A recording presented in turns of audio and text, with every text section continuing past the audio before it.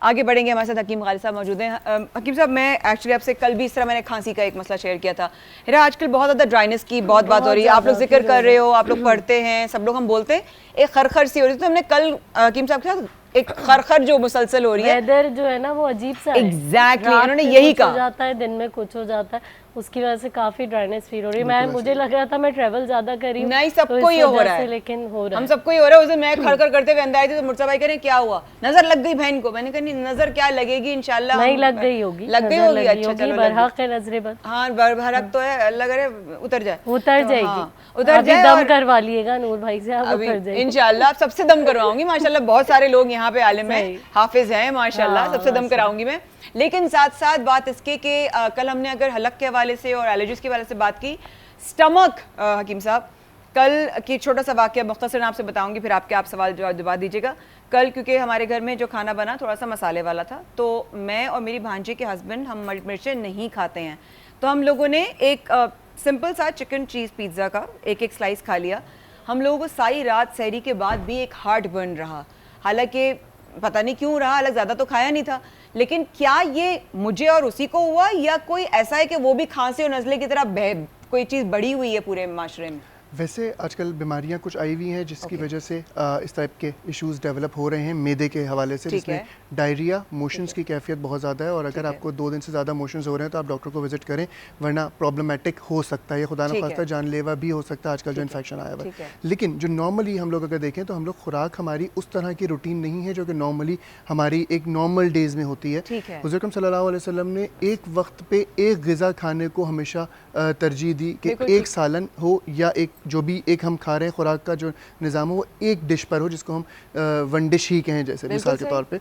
तो हम जिस तरह खा रहे हैं, एक समोसा, एक पकौड़ा, थोड़ी सी कोई और चीज़, फिर कुछ और चीज़, फिर थोड़ी देर बाद डिनर में 2-3 चीज़ें, और उसके बाद सहरी में भी 2-3 चीज़ें। तो मैदे का निज़ाम रोज़ा इसलिए नहीं बना कि हम मैदे के निज़ाम को इतना ख़राब कर दें कि वो ही नहीं समझ पाए कि किस चीज़ को पहले डाइजेस्ट करना है और किस चीज़ को बाद में करना है। क्या करें, क्या खाएं? फ्रूट्स भी आजकल कौन कौन से खाने चाहिए, नहीं खाने चाहिए, मौसम के जो होते हैं वो मैदे के लिए कुछ प्लीज़ बताइए क्या करना चाहिए? बात हो रही थी अभी, जैसे आपने तज़ाबियत का जिक्र किया, तो तज़ाबियत, हार्टबर्न, तज़ाबियत, एसिडिटी होना, ये खाना खाने के फौरी बाद, जैसे आपको तो मिर्चों से आपने कहा नहीं खा पाती, तो कुछ लोगों को मिर्चों से होता है, कुछ लोगों को कुछ ऐसी ग़िज़ाएँ होती हैं, सालन, शोरबे वाले सालन हो उसमें थोड़ी सी हरी मिर्च अगर खा लें तो होता है, कुछ लोगों को बहुत ज़्यादा ड्राई चीज़ें खा लें जैसे कि पिज़्ज़ा या चीज़ या कोई ऐसी चीज़, तो उनसे होता है। और कुछ लोग खाने में हजम सब कर सकते हैं लेकिन खाना खाते ही लेटने के आदी होते हैं, नैप के आदी होते हैं, तो होता है। तो इसके लिए एक छोटी सी रेमेडी, जिस तरह कल एक खांसी के लिए अर्ज़ की थी, एलर्जी के लिए की थी, इस तरह जो है वो एक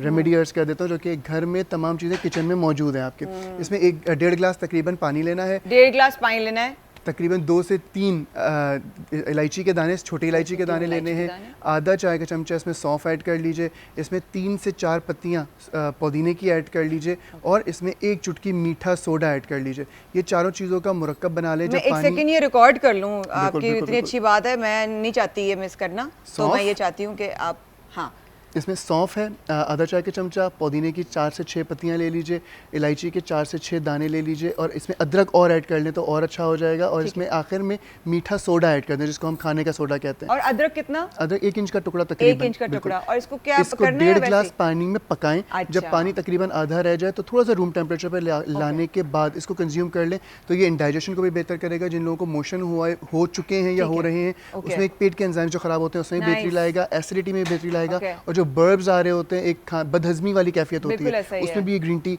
बहुत ज़्यादा करामद होगी। जैसे मिसाल के तौर पे बहुत सारे लोग ऐसे होते हैं जो कि बहुत हैवी कुछ खाना खा के, जैसे शादी में से आए या कहीं से, जैसे आजकल की बात करें तो इफ्तार पार्टी से आए, बिल्कुल अपने मैदे पे कोई रहम नहीं किया है, तो उसके बाद ये वाला अगर ड्रिंक ले लें तो इंशाल्लाह काफ़ी हद तक सेटल हो जाएगी तबीयत थोड़ी। फोड़ना ना छोड़ें आप, ये तो बोले ना, फोड़ना तो छोड़ें। वो हमारी नेचर का, जिस तरह फुप्पो को बुरा कहना नेचर का एक हिस्सा बन गया फितरतन, माजरत के साथ, इतनी अच्छी बात के बावजूद मेरे ख्याल से लोग इस बात को नहीं छोड़ेंगे। लेकिन वो ये सोच रहे हैं सब कुछ यहाँ खा लेंगे तो जन्नत में क्या खाएंगे, वहाँ तो हर पे अलग पेट मुनफरिद चीजें मिलेंगी, सभी यही खा लेंगे भाई। खुदारा अपने कुछ सेहत का ख्याल रखें, अपने वजन को ये ना समझें कि वो आपको जवाब नहीं देगा, बॉडी रिएक्ट करती है। ऑब्वियसली रिएक्ट करती मुझे है, आप आज नहीं तो कल, बताएं। लेकिन ऑब्वियसली करेगी। हम जितना ये सारी चीज़ें ले रहे होते हैं हमें बहुत ज़्यादा नुकसान होता है। ईद के दूसरे तीसरे चौथे दिन जाने के बाद पेट में भी एंजाइम्स का फ़र्क पड़ जाता है, हज़म का निज़ाम डिस्टर्ब हो जाता है, जो कि आपके कोलेस्ट्रॉल की ख़राबी का बायस बन सकता है, जिगर पे प्रेशर की कैफियत हो सकती है, लोगों को बिल्कुल। हेडेक शुरू हो जाता है। बहुत सारे ऐसे एलिमेंट्स होते हैं। मैदे को 3 हिस्सों में डिवाइड करें खाना खाते वक्त, एक हिस्सा खाना, एक हिस्सा पानी, एक हिस्सा हवा। रसूलुल्लाह सल्लल्लाहु अलैहि वसल्लम ने ये तरतीब दी है खाने की, और यही बेहतरीन एक तरतीब है खाने की, जिससे इंसान सेहतमंद रह सकता है। अच्छा, क्योंकि अक्सर लोगों की आदत होती है खाना खाते ही आपने कहा लेटने की। एक लोगों के अंदर बहुत बुरी बीमारी होती है पेट को पे हाथ फेरने की। खाना खाते और पेट पे हाथ ऐसे फेरते हैं, पता नहीं किला फतह करके आपने उसके ऊपर हाथ फेर रहे हैं। क्या बीमारी है? और अक्सर सुना है हमने पेट इस तरह बढ़ भी जाता है लोगों का। पॉसिबिलिटी होती है, Possibility बट होती लोगों है। को ऐसा लगता है कि इससे शायद हम जो गैस प्रोडक्शन हो रही है उसको शायद रोक सकते हैं, नहीं या क्या गैसेस को ऊपर ट्रैवल करवा देंगे, तो ऐसा नहीं होता। नहीं, कुछ travel नहीं बिल्कुल होगा। नहीं होता ऐसे, और ये अमल मेरे ख्याल से गैर मुनासिब ही है।